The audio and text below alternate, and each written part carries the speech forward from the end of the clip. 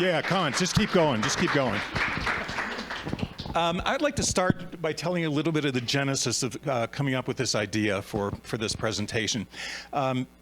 Probably about a month after I started teaching, I heard on NPR, they were quoting a research study that said 50% of the jobs that colleges were preparing students for wouldn't exist by the time they graduated. You've probably all heard that. And that was shocking. I mean, it's just, none of us want to be part of preparing people for something that won't exist. The second thing that came up was I have been fortunate enough, and there's no bragging. I'm from Ohio, so there's no point in bragging. But I've been fortunate enough to do a big presentation in front of, I think I counted 35 of the top, the Forbes 100 CEOs. And so I don't get shaken easy. 10 minutes before I walked into my first class, I had a little panic attack, and I had it for two reasons. Number one was, why in the world should these kids listen to me? This was a school that I probably never could have gotten into. And so that was number one. And number two was, I was just walking out of the industry. I'd worked on a lot of global accounts and things.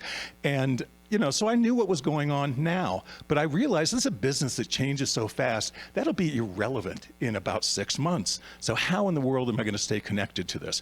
So that's kind of where this all came from. So the first thing I did is stuck my resume up. This is my resume, but this is a summary of it because it's, in tiny things. I have a bachelor's and master's in advertising. That is a complete waste of 1 degree. And then starting from the bottom, Saatchi Saatchi, I started in New York City. I had a boss who said, you got to work international. I got transferred to Frankfurt after a few years. It was 1989. You remember what happened in 1989. The Berlin Wall came down. I was running Ariel detergent, which is Tide, for all of Europe. And that was a job already over my head. And they said, we'd like you to set up 13 agencies across Eastern Europe. And I said, I am not qualified to do that. And the answer was, you are here and you are breathing. So there you go. So I went off and did that. I went back to New York. We were there for a year and a half, and my wife and I got together and said we both wanted to go back to Europe. It was just an easier place to live with a family than New York City. So I went back to Warsaw, Poland with Leo Burnett. I was running the agency there. I was fortunate enough that the previous managing director had stolen money and was running the thing into the ground, and they wanted somebody to fix it, and so they sent me in to do that. I was also fortunate that under the communist system, they invested a lot of money in arts and writing. So I had incredible art directors, they just didn't know how to do advertising. So I just had to teach them how to use those skills in a different area. And we ended up being the 3rd most award-winning agency that Burnett had out of 200. Things went well, and they transferred me to Chicago. It was the last place on earth I wanted to go. I'd already been there, but anyway, so we went to Chicago. And I was doing an international job out of there, all of P&G's international business. I had 400 brands across 60 countries. And that sounds crazy, but there were 10 that counted, and the rest were, you talk about once a year. So did that for a while. I was traveling constantly, and again, some kid from Ohio. That was a pretty exciting thing at the time. And then went to J. Wilder Thompson so I could be closer to my kids, see them once in a while, and stayed there for 2 years. And then I had a headhunter friend that called me and said, you told me someday you wanted to teach, and she told me about Syracuse. I came, and so I've been there ever since. So I always say, I lived here, Chicago, New York, Frankfurt, Warsaw, and Syracuse, but I worked here, and I've been to 60 countries, and it was, again, for a kid from Ohio, that's not the kind of things that happened to me, and it was really quite exciting, but I'm glad to be here now. So we're going to talk about how to prepare students for the future and how to prepare them for 2040 rather than for 2024. And that's where, at least the shot. And I've been working on this with our school and everything else so that we can stay relevant to it. Now, when I put this presentation together, I have to be honest, I timed it and it came out to 80 minutes long. and then I looked at these agenda and said, oh, I have 30 minutes. What am I going to do? So what I decided to do is I've got a lot of video in it. And I went through all the video and it's like, this is a really good video. I'd really like them to see it. So I decided I'm just going to give it to you. And so I made a little sign-up sheet if you are interested. And I will put it on Dropbox or somewhere and get it to you. And I just want to make it clear, you can do anything you want with it. Take my name off it, make it yours, take anything out of it you want, add anything you want to it. I'm not one to be Mr. Copyright, I'll put it that way. So anyway, what things really matter? Does the metaverse really matter? And we're going to talk about that in a second. Impact of COVID on work styles, ad blockers, Internet of Things, artificial intelligence, things like that. How do we prepare students for those things? Now, this is the first video you're not going to see. There'll be many more. But this was really interesting. I was in the advertising business when the internet showed up, and I was as dumb as the rest of us. There wasn't a single legacy agency that got all excited about the internet and said, this is going to be huge. None of us did. We all looked at it and said, it's 2% of spending. It's a bunch of little banner ads that nobody clicks on, and none of us saw the vision of what it could be. This is a report from Deloitte. And you know Deloitte owns an agency called Heat, a digital agency called Heat. And this is put out by the consultants, so it's a little bit complex for certain groups of students, but it's actually really worthwhile at the same time. What I've done with this, and you'll play it and decide for yourself, this is 4 different scenarios of where they see the advertising business possibly going. And they're a bunch of bright people, and so they're very, very interesting. And a couple of them, agencies disappear. And it just becomes publishers that actually create the advertising. So that's kind of interesting. I've used it in class where, is this my, no, okay. I've used it in class where I'll show one of them and try and discuss, okay, if that's what, if this is where the agency business goes, what does that mean for what you're planning to do now? And they usually kind of don't fully get it, and so I usually play that one over, and then we go through all 4. And it's really interesting. It gives them the sort of vision for, I better widen this out. I better not just say, I'm going to be an account executive at an ad agency, because while having a specific vision can be good, in this day and age, it can be very limiting as well. So we'll skip that. You'll have to go back and see it. This is one of my favorite charts. This is out of Ad Age. It's one of my favorite charts because the line that you see just going up meteorically here is the internet. And I was one of those people that, said, oh, it's not that big a deal. It's not going to grow that much. Man, was I wrong. As of 2023, it's 62% of all advertising spending. I mean, it's basically taken over the entire advertising business, and you see everything else tanking. When I joined the faculty, we had a couple of people that were doing the same thing. It's not important. We shouldn't even be teaching and all of that. We were really, really wrong. Anybody know Rashad Tabakawala? Okay, I'm going to introduce you to Rashad Tabakawala. Rashad's probably the smartest person I've ever met. And Rashad worked at Leo Burnett, and I'd heard about him but not met him.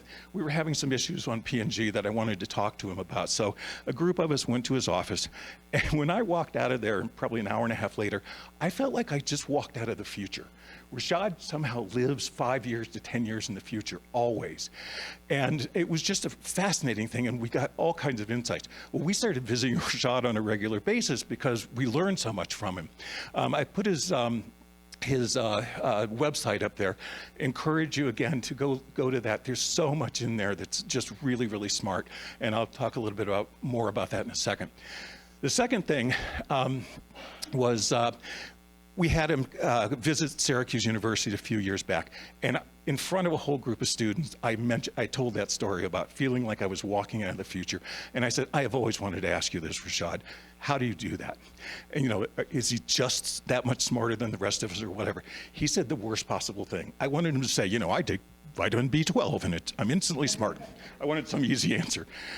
The answer that he came up with was, I study. Oh. He said, I get up every morning at 4 a.m. and I read from 4 to 6. He said, then I go work out for a half hour and think about what I just learned. He said, sometimes it's a book, sometimes it's some futuristic blog. I study. And I thought, last thing in the world I wanted to hear was this was hard. Then he said one other thing, or next question I had for him, I said, how did we all miss the internet? Rashad didn't miss it. Rashad was yelling at us the whole time. You're missing the biggest opportunity. Yeah, 2%, And I said, how did we all miss it? And he said, the one thing that people don't tend to understand is culture is like a raging river, hence the photo. He said, you can't stop it. You can't divert it. It's going to go with or without you. You can decide not to jump in, which is what we did, or you can just jump in. He said 90% of the time when you just jump in, the direction it's going, you're going to be fine, and you're going to be ahead of everybody else. And I thought that was the simplest way to think about, you know, how we kind of all blew it. And go forward. Please go forward. Please help me go forward. All right. So I contacted Rashad, and I asked him, I told him I was coming here, and I said, you know, what would you recommend that I tell these people to do? And so he said, sign up for Axios and Semaphore newsletters. They're free. He said, you know, of all the ones I see, he says, these are the most insightful and the most helpful consistently. So I thought that was great. And this is me writing. Read Rashad's website and sign up for his blog. He sends out a one-pager, you know, once a week on Sunday nights. And it's always really, really interesting, really insightful. Oh, I forgot to tell you, Rashad, when I worked with him, it was at Leo Burnett. He was in Starcom Media there. He ended up the #2 person in Publicis holding company worldwide in Paris. Yeah, he did really well. And he was basically, he ran Digitas for a while, he ran Starcom for a while. He did really, really well, and he's just recently sort of went into consulting and writing books. Second thing on here was something that you kind of have to go find, and he mentioned it to me. I read it, and I'm going to tell you a few things from it. But on the 100th anniversary, or I'm not sure what to call it, of his blogs, he wrote this one called 100. And you have to put in Rashad Tabakawala /100, and it's his look at the future. I mean, it's all right there, and it's really, really interesting. Listen, he said, Shane Parrish Knowledge Project. I'd never heard, anybody ever heard of it? I'd never heard of it. And he said, this is the most insightful podcast that I've, you know, so I listened to a couple of them. I found it on Spotify, and they're really, really interesting. And then the fourth one you're going to get a kick out of. He said, watch every episode of Better Call Saul and listen to every episode of Better Call Saul podcast. And I said, oh, come on. And he said, no. He said, I love things that are truly, truly excellent. And he said, this is one of the most insightful shows. He said, you know, they wrap it in comedy, so sometimes you can miss it. But he said, if you really pay attention, the writers are just incredibly insightful into the human condition. So I thought that was really interesting as well. So again, there's Rashad doing this. This was from his 100, where he talked about trends. And I'm just going to go over this really briefly. You see globalization, you say, well, we've been talking about that for 20 years. Rashad talks about it in a completely different way.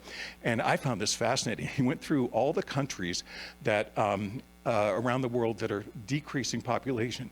America, basically everyone in Europe, even China, Japan, all decreasing populations. The only places that are growing significantly are Africa and India. And he said, as we all shrink, we need each other more. As Americans, we need other people around the world more. Even with the rise of nationalism and everything else, we won't have a choice. That's that jumping into the river part.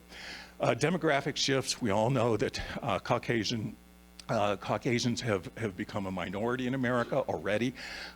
And you know, we can predict this out 20 or 30 years easily by trends that are happening, and you know, prepare for it and prepare our students for it. New age of technology. Anybody ever read a book called The Fourth Turning? This was really interesting. It came out a few years back. And it was put out by 2 college professors who were history professors. And they looked at history going way back a gazillion years. And they realized there was a distinct pattern that kept coming up over and over and over. And they kept calling these turnings. There was a first turning, second turning, third turning. And the fourth turning was always some sort of cataclysmic, I knew I'd mess that word up, cataclysmic event that afterwards reset the entire world or nation. And you know, I kept thinking as I was rereading it, that could really be the pandemic. You know, 6.5 million people dead, and you know, that kind of reset all of us, and it's really interesting. The good news for us is if that's correct, what follows is a good long period of peace. So let's hope that's true. Next thing is how work is being reinvented. Rashad just finished his second book, which is about this, And I said, can you give me a summary? And he said, yeah. He said, anybody who thinks we're going to just pop back and be 2019 is completely wrong. He said, everything has changed, and that's the most foolish thing you could possibly look at. And he had a theory for sort of how all of that was going to work. He's all over YouTube too, and you can get some of the answers for this on YouTube. But it was absolutely fascinating. This didn't fit in here, but I just liked it too much, so I just stuck it in. IBM didn't see Microsoft. Microsoft didn't see Google. Nokia and Sony didn't see Apple. GM, Ford, and Toyota missed Tesla and Uber. And Gillette and Schick were late to recognize the power of Dollar Shave Club and Harry's. Especially universities, we tend to be, so focused on ourselves and so focused on what we do that we don't look at what's happening, in the wider society that could have effects on us in the same way that had effects on them. Now, I'm going to play a little bit of this. Microsoft, about every 2 years now, comes out with a video, and it's called Microsoft Vision for the Future. And what's really interesting about it is this is Microsoft, who knows a lot about what's happening in technology and where we're going with it, just making videos, there's never a word in them, of the kinds of things that will exist, in the next, this is for 2040. And so I think it's critical that we have a vision for where we think it's going to go so that we can prepare students to go there. I mean, once you know this is where it is, the steps become sort of easy to get there. And will you be right? Probably. I mean, you'll be awfully close. This is long, and I encourage you to watch it. COVID and the pandemic, I brought up a little bit already. The COVID had a really interesting impact on consumer behavior and on us. All of a sudden, stuff didn't become as important. Do I need another pair of jeans? Do I need a new blouse? Do I need those things? And the answer is kind of, well, probably not. I probably don't. What I need are experiences. I need experiences that are life-changing. I need to go to Machu Picchu. I need to do things like that. And that's where the money started being spent, except for luxury items. Sales went up of Lamborghinis and Ferrari during the pandemic and immediately afterwards. Why? Because that's something it's also an experience, but it's something I always wanted, and I don't know if I'm going to be alive in 2 years. Nobody does, and it sort of became such a mystery that the things I really, really had wanted, I was going to get. This is from the Wall Street Journal, advertising in the age of coronavirus. And it's very interesting, but here's my summary of it. Everybody sounded alike.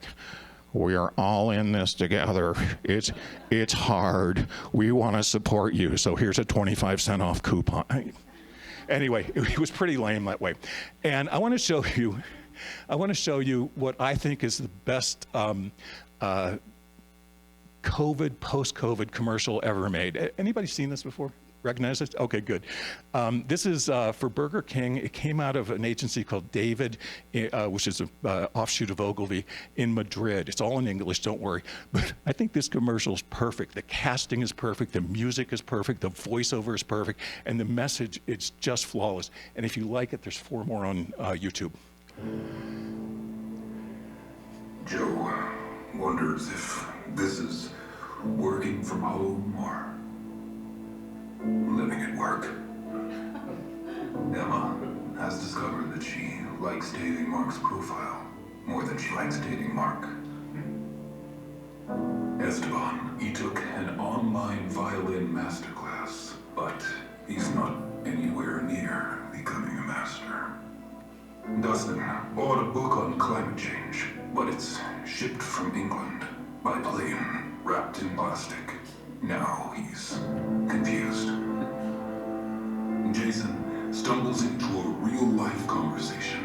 He can't mute. He can't turn off his camera. He can't pee while he listens. Confused. Trudy wants to go to the office, but she also needs to work in pajamas. Simon, this is my favorite. Sarah had a baby, and now everyone asks when the next one's coming. What's wrong with this one? Terrence knows he should sneeze into his elbow, but isn't everyone bumping elbows? He's confused. These are confusing times, which is just about the right time to have The Burger King Impossible Whopper. A Whopper made without beef that tastes just like a Whopper. Isn't that wonderful? Anyway, there are 4 more of these online if you're interested. I just think they're fantastic. This one will go, how am I doing? 9 minutes, okay. This one will go pretty quickly. The Internet of Things. This is where everything's going to be connected, right? So now I can walk in and say, Alexa, turn on my lights, and she will. I used to have to clap, so it made it a little bit easier. And it's nowhere close to where we thought it would be, 10 years ago. But it's making steps, constant steps forward, and it'll get there. My line is always, when something doesn't work in technology, it drives my wife nuts. And my line is always, someday this is going to be great, and I think it will be. But 20 years ago, I was working on Kraft, and Kraft was working with Whirlpool to invent a refrigerator that could tell what food was in it, and when you put it back in, it would actually weigh it so that it would know you've got 2 servings left of half and half. And it could warn you about those things. It could even order them for you. I mean, it was really, really interesting. And the other thing that was interesting about it, you could come home at the end of the day, push a button, and it would tell you 3 recipes you could make with what you had in that refrigerator. And we'll get there someday, and it'll be kind of great, but we're not there yet. So, there we go. Okay. Predictive analytics in marketing. This is going to help our students to understand this. I'm a professor. I drive a Prius. Cliche. Anyway, my Prius has 120,000 miles on it. I don't know. Yes. Okay. I don't know how to change a tire. I don't know how, I can probably nail a nail into the wall. That's about it. I have no talents in this area whatsoever. Predictive analytics would know that I dump cars at 120,000 miles. And if Toyota were paying attention to this, they would know that, and they would be, contacting me now to see if they can sell me another Prius or, upgrade me to something else. And, this is coming a lot. It's there in a lot of ways now. If they knew that, I wear jeans for a year and a half, or that I've been gaining weight and I'll need to do jeans anyway. There's things that could be done in that area. I'm so sorry. You're going to love these videos. The ChatGPT.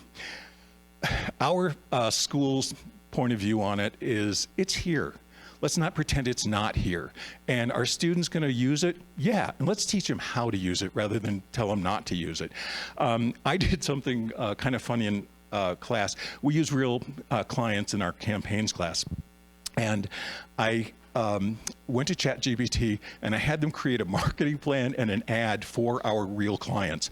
And then I shouldn't say this, but it was 2 wine brands. We had a wine tasting on Friday, and so I put them out, and I said, just so you know, I know what ChatGPT says about it, so don't try and pull this. And they're all like, and one of them was actually pretty good. But I decided to ask ChatGPT what the future of advertising was. And so this is what it came up with: more personalization, AI, influencer marketing, but a different kind of influencer marketing, augmented reality, these are all increases in native advertising and voice-activated advertising. Now, if I had a sophomore, junior that wrote a paper on that, if it was well written, it's probably a B or B+. It's not horrible. And the thing about any kind of AI, it's constantly getting better. And I think we should encourage it to get better. I mean, it could be a good research place for all of us. Facial recognition. What would happen if every store that you walked into recognized who you were, knew sort of what you'd bought there before, and knew what you were most likely to buy there? 10 years ago or so, we were trying to hire a PhD from I forget, and she went to University of Illinois.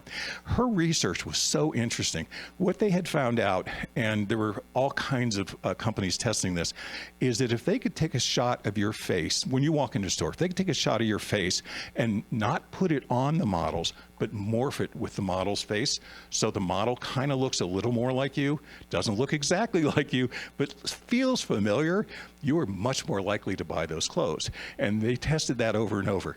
Guess who was most interested in that technology? Politicians. Ooh, scary. Okay. I love this one. Everybody familiar with this ad? This is from Microsoft. And again, does this fit in here? Yeah, sort of. What I love about this is Microsoft, Google, and IKEA in particular are making enough money and are big enough that they're actually paying attention to bringing their products to disabled people who couldn't use them before. And this is a wonderful ad showing exactly that. And you'll get to watch it someday. The next two things are on the Metaverse. With 4 minutes left, I'm doing fine. That's good to know. And I just equate this to, we missed the internet, we being big agencies. And I think every big agency is going, we're not going to make that mistake again. We're jumping in, Rashad's flowing river. There are fashion brands doing fashion shows in the Metaverse. There are all kinds of, I'm going blank here, MullenLowe opened an agency in the Metaverse in like the 3rd month. There's 14 Metaverse, I think it's Metaverse I. There's like 4 that are really most important. And I was talking to Rashad about this, and I said, what would you recommend? He goes, everybody should get an avatar, and everybody should just get in there and play. And, just to get to know it. So when you're asked a question about it, you know enough about it that you can do it. And so that's a really great presentation, as is this, which I'm not going to show you either. And then this was an example of using advertising in the Metaverse. And one of the first to do it and do it well was Wendy's through VML-Y&R. And they just jumped in. Wendy's is really pretty good about this, and VML-Y&R is really good about this. Just sort of jump in and let's see what we can do with it and make the best of it. So there's some good examples of that. And I made it with 2 minutes and 44 seconds left. That's an 80-minute presentation without the presentations. That's it for me.